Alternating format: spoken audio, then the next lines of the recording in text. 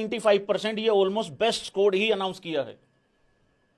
लेकिन अब रोहित और विराट तुमको इस टेस्ट स्कोर में नजर नहीं आएंगे। Shubman Gill captain, best of luck है भाई। Rishabh Pant vice captain and wicket keeper. अब मैं अगर वो वाइस कैप्टन नहीं भी होता तो भी वो मेरी 11 में फर्स्ट विकेट कीपर बन के खेलता। यशस्वी जायसवाल, शायद बहुत ही कम ऐसे नाम थे कि जिन पे कोई डाउट ही नहीं था, तो वो तो है ही है यशस्वी जायसवाल। उसके बाद मेरा राहुल, मेरा राहुलिया, दामाद होनी, शेट्टी साहब जिंदाबाद, केएल राहुल। साई सुदर्शन बहुत ही बढ़िया, बहुत ही आउटस्टैंडिंग, बनता था भाई लड़के का, बनता था। और मेरे लिए वो लड़का नंबर 3 था। बाकी देखते हैं क्या होता है क्या नहीं। नंबर 4 पे भी बात करी है जीत अगरकर से, सवाल हुआ है आज प्रेस कॉन्फ्रेंस में, अच्छे खासे सवाल हुए हैं, ये चीज अप्रिशिएट करनी पड़ेगी। तो नंबर 4 पे भी कुछ बात बोली है, उस पर आता हूं मैं। ये पूरे यहां पे देखो नोट्स तैयार कर रखे मैंने सारे के सारे, अजीत अगरकर ने क्या बात बोली है। साई सुदर्शन बहुत ही बढ़िया। अभिमन्यु ईश्वरन के लिए मैं बहुत खुश हूं भाई। क्या तुम लोग खुश हो? भले ही वो खेले ना खेले, उसको 11 में मौका मिले ना मिले, लेकिन एटलीस्ट यार उस लड़के को इस स्क्वाड में रख लिया है भाई यार। ये चीज बहुत अच्छी लगी है देख के, क्योंकि मुझे ऐसा लग रहा था कहीं ना कहीं कि कट जाएगा उसका, शायद रखेंगे नहीं। एक चीज मैं यहां बता दूं, कुछ ऐसे प्लेयर हैं जिनके पास T20 फॉर्मेट है, कुछ ऐसे प्लेयर हैं जिनके पास वनडे है। अभिमन्यु ईश्वरन ऐसा प्लेयर है जिसके पास ना T20, ना वनडे, ना IPL है इनफैक्ट। तो एटलीस्ट एक फॉर्मेट तो, और फिर देखो बात, फिर सुनो ध्यान से, जब हमारा कोलैप्स होता है ना और जब एक के बाद एक विकेटें गिरती हैं, फिर हम बात करते हैं टेस्ट स्पेशलिस्ट क्यों नहीं है। तो रखना बहुत जरूरी था।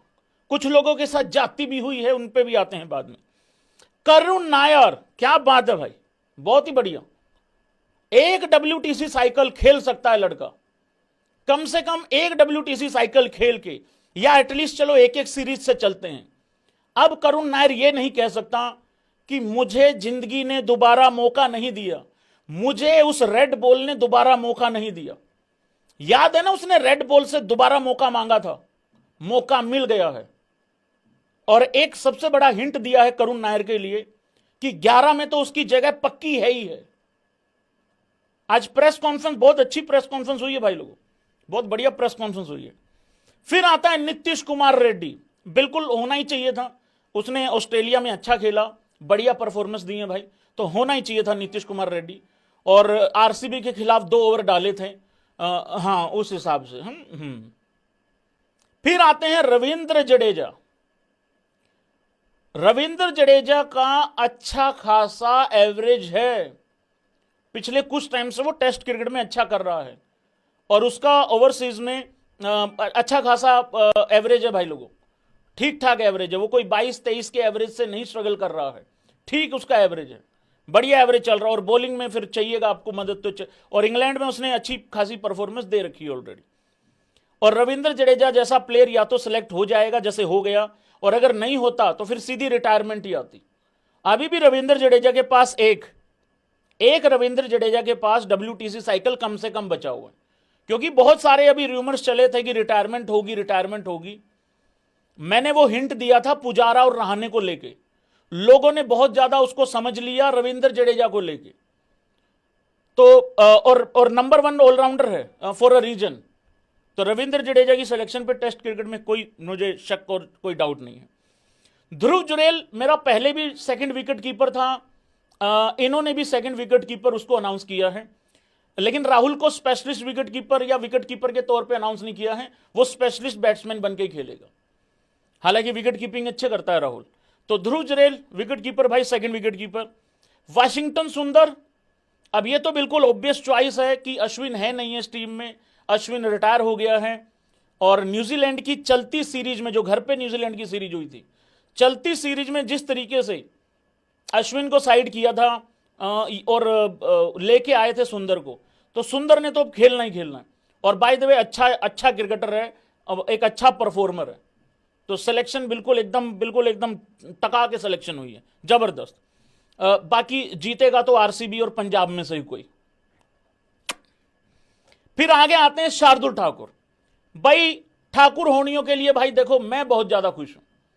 मैं इस वजह से ज्यादा खुश हूं क्योंकि शार्दुल ठाकुर का अचानक से बिना किसी गलती के काट दिया गया। पीछे चलो फिटनेस का भी इशू चलो चलता रहता है, फिटनेस का इशू तो सबके साथ ही चलता रहता है, लेकिन फिर शार्दुल ने अभी डोमेस्टिक में फिलहाल अभी थोड़े दिन पहले अच्छी विकेटें भी ली हैं, ठीक ठाक विकेटें भी ली हैं, सेंचुरी तक बनाई है, अच्छी परफॉर्मेंस भी दी है, और जहां से सेंचुरी बनाई थी वहां से कोई शायद खड़ा भी नहीं हो सकता। उस कंडीशन से अपनी टीम को निकाला था, एक बुरी सिचुएशन से। तो शार्दुल ठाकुर वापस आ गया।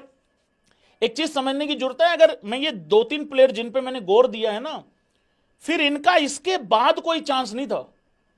तो ये सीरीज इनके लिए या तो ये काल बन के आएगी या फिर इनको आगे 1-2 साल के लिए ले जाएगी।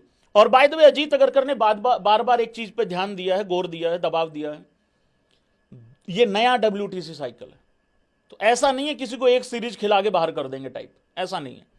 फिर आगे आते हैं भाई जसप्रीत बुमराह।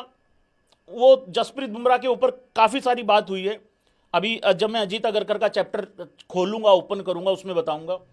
लेकिन एक ऐसी चॉइस है जो कि पहले लिखी जाती है पेपर पे, लेकिन 5 टेस्ट मैच खेलने के ऊपर डाउट है, ये है वो सारी बातें करी हैं अजीत अगरकर ने। आता हूं एक एक प्लेयर पे क्या बोला है।